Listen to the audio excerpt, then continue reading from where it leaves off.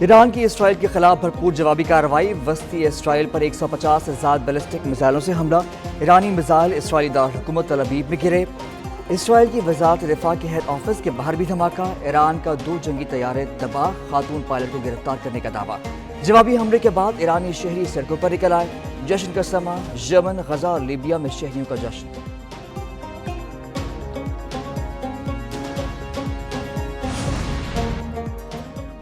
صہیونی ریاست کو اپنی جرائم کا خمیازہ بھگتنا پڑے گا، ایرانی سپریم لیڈر آیت اللہ خامنہئی کا کہنا ہے کہ ایرانی عوام ہمارے ساتھ جواب کا انتظار کرے۔ ایران کی مسلح افواج اسرائیل کو مفلوج کر کے دم لیں گی، اسرائیل اور امریکہ کو بھاری قیمت چکانا پڑے گی۔ اسرائیل نے اپنے بدترین انجام کا انتخاب کیا، ایرانی صدر مسعود پزشکیان کہتے ہیں اسرائیل کو احمقانہ اقدام پر پچھتاوا ہوگا۔ ایرانی عوام ملک کی قیادت پر بھروسہ رکھیں، عوام قیادت کے ساتھ کھڑے رہیں۔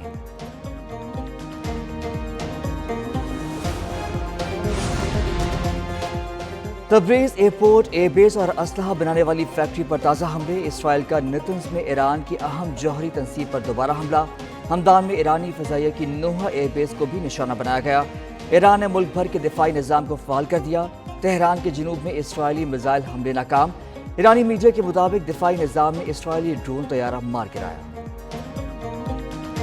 ہنگامی اجلاس، انڈر سیکرٹری اقوام متحدہ نے مشرق وسطی میں ہر طرح کی عسکری کشیدگی کو قابل مذمت قرار دیا، خدشہ ظاہر کیا کہ موجودہ حالات میں مشرق وسطی نئی اور خطرناک کشیدگی کا شکار ہو سکتا ہے۔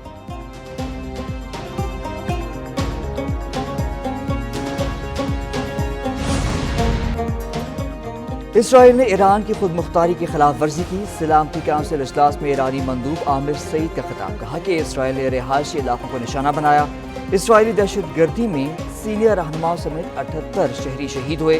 حملہ اقوام متحدہ کے چارٹر کی خلاف ورزی ہے۔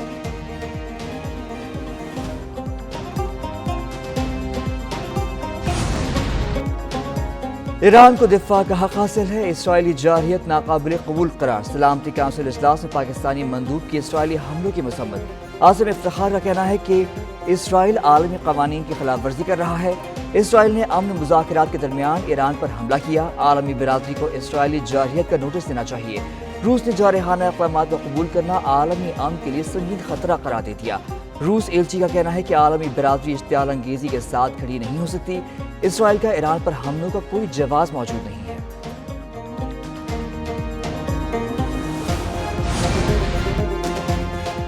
امریکہ اسرائیل کے ایران پر حملوں سے قبل آگاہ تھا، ایران پر حملوں میں امریکی فورسز ملوث نہیں، امریکی مندوب کا کہنا ہے کہ امریکہ ایران کو جوہری ہتھیار رکھنے کی اجازت نہیں دے گا، ایران نے امریکی شہریوں اور اڈوں کو نشانہ بنایا تو نتائج بھگتے گا۔ اسرائیلی مندوب کی سلامتی کونسل کے اجلاس میں بریفنگ، کہا ہم نے پہلے ڈپلومیسی کا راستہ اپنایا، ایران کے پاس ایٹمی ہتھیار بنانے کے لیے مواد موجود ہے۔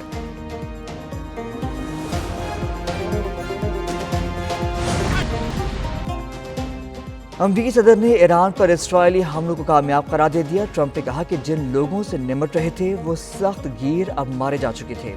ایران پر اسرائیلی حملے مؤثر اور ضروری تھے، اب بھی بہت کچھ باقی ہے، آئندہ حملے زیادہ مہلک ہوں گے، سب کچھ ختم ہونے سے قبل ایران کو معاہدہ کر لینا چاہیے، اب اس صورتحال کو ختم کرنے کا وقت آ گیا ہے، 60 روزہ الٹیمیٹم کے بعد 61واں دن ہے، ایران کے پاس معاہدے کا دوسرا موقع ہے، ایران نے کارروائی کی تو امریکہ اپنا اور اسرائیل کا دفاع کرے گا۔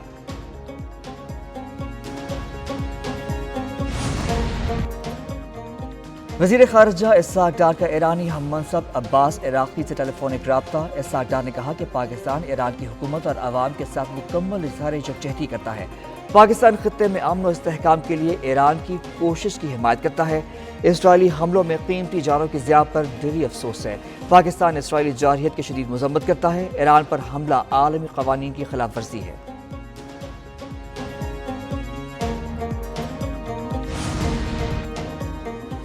پاکستان کی ایران پر اسرائیلی حملے کی شدید مذمت، صدر آصف زرداری نے کہا کہ اسرائیلی حملے ایران کی خود مختاری اور سالمیت کی خلاف ورزی ہے، وزیر اعظم شہباز شریف کا اسرائیلی حملے میں جانی نقصان پر ایرانی عوام سے دلی ہمدردی کا اظہار، کہا کہ عالمی برادری اور اقوام متحدہ کشیدگی بڑھنے سے روکنے کے لیے فوری اقدامات کریں۔ نون لیگ کے صدر نواز شریف نے کہا کہ ایران پر اسرائیل کی وحشیانہ جارحیت کی شدید مذمت کرتے ہیں، مشکل وقت میں ایرانی عوام کے ساتھ کھڑے ہیں۔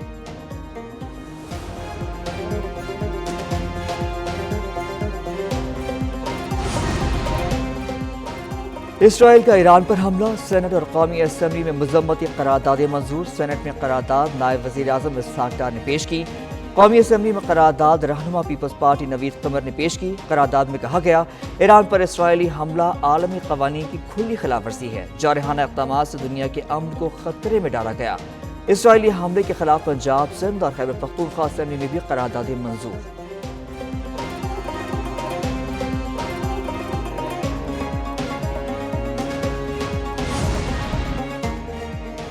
مشرق وسطی میں نئی جنگ، خام تیل کی قیمتوں میں اضافہ، عالمی منڈی میں خام تیل کی قیمتیں 7% بڑھ گئیں، برینٹ خام تیل $76 فی بیرل میں فروخت، WTI خام تیل کی قیمتیں $75 فی بیرل تک پہنچ گئیں۔ ماہرین کے مطابق مشرق وسطی میں کشیدگی عالمی توانائی مارکیٹ پر اثر ڈال رہی ہیں، عالمی اقتصادی ماہرین قیمتوں میں مزید اضافے کا خدشہ ظاہر کر رہے ہیں۔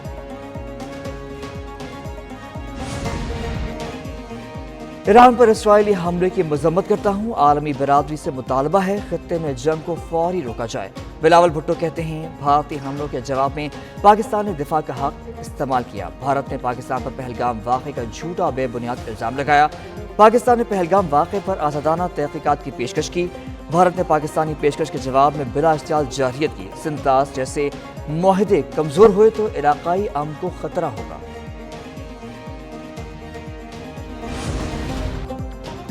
سندھ کا مالی سال 2025-26 کا 3,451 ارب روپے کا بجٹ پیش، وزیر اعلیٰ مراد علی شاہ نے بجٹ پیش کیا۔ گریڈ 1 سے 16 تک ملازموں کی تنخواہوں میں 12% اضافہ، گریڈ 17 سے 22 تک تنخواہ 10% بڑھانے کا فیصلہ، پینشن میں 8% اضافے کا اعلان، تعلیم، صحت، انفراسٹرکچر اور فلاحی شعبے کے لیے اضافی فنڈز مختص۔ بجٹ اجلاس میں اپوزیشن کا ہنگامہ، شور شرابہ اور نعرے بازی۔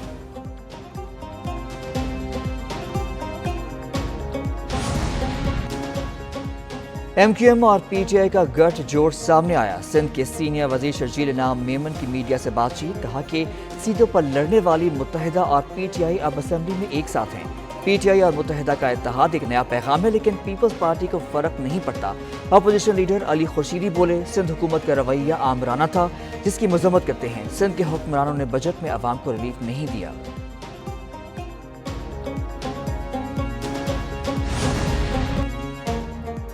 خیبر پختونخوا کا آئندہ مالی سال کا 2,119 ارب روپے کا بجٹ پیش، وزیر خزانہ آفتاب عالم نے بجٹ پیش کیا، تنخواہوں میں 10% اضافہ، پینشن میں 7% اضافہ۔ وزیر اعلیٰ علی امین گنڈاپور نے ایوان میں اظہار خیال بھی کیا، کہا کہ وفاقی بجٹ ایک دھوکہ ہے، سابقہ فاٹا اور پاٹا پر ٹیکس کو مسترد کرتے ہیں۔